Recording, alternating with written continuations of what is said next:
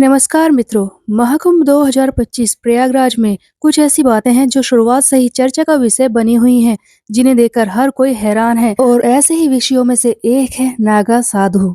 नागा साधु जो अपने पूरे शरीर पर भभूत, आंखों में सुरमा, हाथों में चिमटा, डमरू, त्रिशूल और कमंडल लेकर महाकुंभ में पहुंच रहे हैं। अमृत स्नान के प्रथम दिन पर ही 5,000 नागा साधु अमृत स्नान करने के लिए संगम में कूदे और उन्होंने अमृत स्नान किया। और उस प्रथम अमृत स्नान के बाद से ही नागा साधुओं की बड़ी टोलियां महाकुंभ में पहुंच रही हैं। लेकिन इन सभी नागा साधुओं की टोलियों में एक समानता है, आज हम जिसके बारे में बात करेंगे। इन सभी नागा साधुओं ने स्नान करने से पहले अपने तन और मन पर 17 से 21 प्रकार के श्रृंगार किए हैं। ये सभी नागा साधु अपने तन पर भस्म लगाकर, इसके बाद चंदन लगाकर, अपने जटाओं को 5 बार घुमाकर, अपने सर से लपेटकर, रोली लगाकर, अंगूठी पहनकर, सुरमा, लंगोट, इस तरह से 17 से 21 प्रकार के श्रृंगार करके यहाँ पर महाकुंभ में अमृत स्नान करने के लिए पहुंच रहे हैं। नागा साधुओं के ये सभी श्रृंगार अपने इष्ट देव यानी भगवान शिव को समर्पित होते हैं। तो आइए इनकी महत्वता के बारे में जानते हैं ये रहस्य कि क्यों करते हैं नागा साधु श्रृंगार अमृत स्नान करने से पहले। मित्रों, अगर आपको ये वीडियो महत्वपूर्ण लगे तो इस चैनल को सब्सक्राइब करना मत भूलिएगा। तो आइए करते हैं शुरुआत प्रथम श्रृंगार से, जो है भभूत।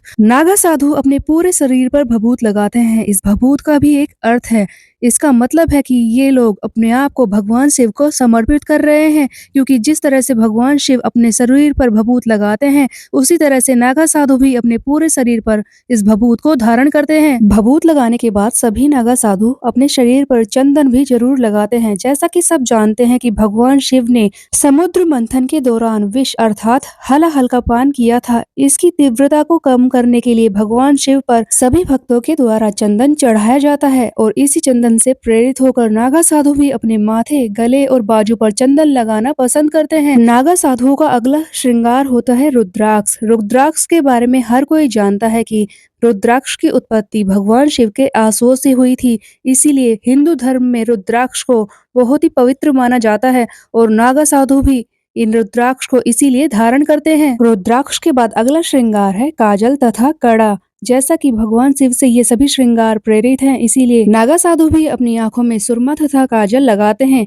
इनके पैरों और हाथों में तांबा, चांदी या फिर पीतल के कड़े होते हैं, क्योंकि ऐसी मान्यता है कि भगवान शिव भी अपने पैरों में कड़ा धारण करते हैं। इसके बाद अगला श्रृंगार है चिमटा। इस चिमटे को नागा साधुओं के लिए एक तरह का अस्त्र भी माना जाता है। वे सदा अपने साथ एक चिमटा रखते हैं। अगला श्रृंगार है डमरू। भगवान शिव को डमरू बजाना अति प्रिय है। ये बात सभी धर्म ग्रंथों में लिखी हुई है, इसीलिए नागा साधु भी अपने साथ डमरू को धारण करते हैं। डमरू के साथ साथ इन सभी नागा साधुओं के पास होता है कमंडल। जल को लेकर चलने के लिए ये अपने साथ एक कमंडल भी रखते हैं। अगला श्रृंगार है जटा। जैसा कि आप सब जानते हैं कि नागा साधुओं की जटाएं कुछ अलग ही होती हैं। इनकी जटाएं भगवान शिव से ही प्रेरित हैं, जो भगवान शिव की तरह ही अनोखी होती हैं। ये जटाएं प्राकृतिक रूप से गुथी हुई होती हैं, और इन जटाओं को 5 बार घुमाकर ये पंच के श्रृंगार धारण करते हैं। वैसे तो ज्यादातर नागा साधु निर्वस्त्र ही रहना पसंद करते हैं, लेकिन कुछ नागा साधु लंगोट को भी धारण करते हैं। इनका ये लंगोट भगवा रंग का होता है। लंगोट के अलावा ये अंगूठी भी धारण करते हैं। इन सभी नागा साधुओं के हाथों में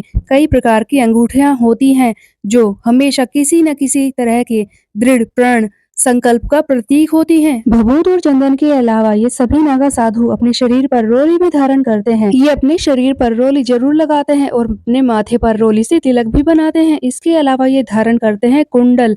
नागा साधु के कुंडल की एक खास बात है।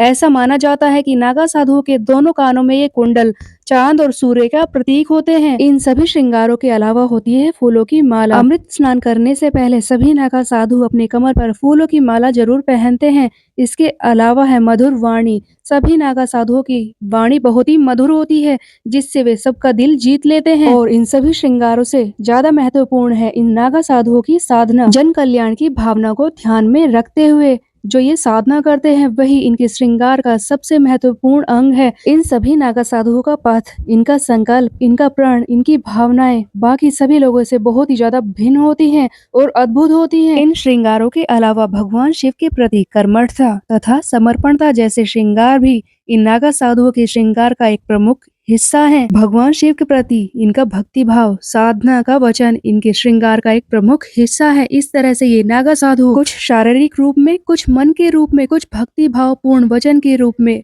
21 प्रकार के श्रृंगार करते हैं, जो सभी भगवान शिव को ही समर्पित होते हैं। तो दोस्तों, नागा साधु के श्रृंगार से जुड़ी ये थी कुछ रहस्य भरी बातें। आपको इनके बारे में जानकर कैसा लगा, कमेंट बॉक्स में लिखकर जरूर बताएं और कमेंट बॉक्स में हर हर महादेव लिखना मत भूलिएगा।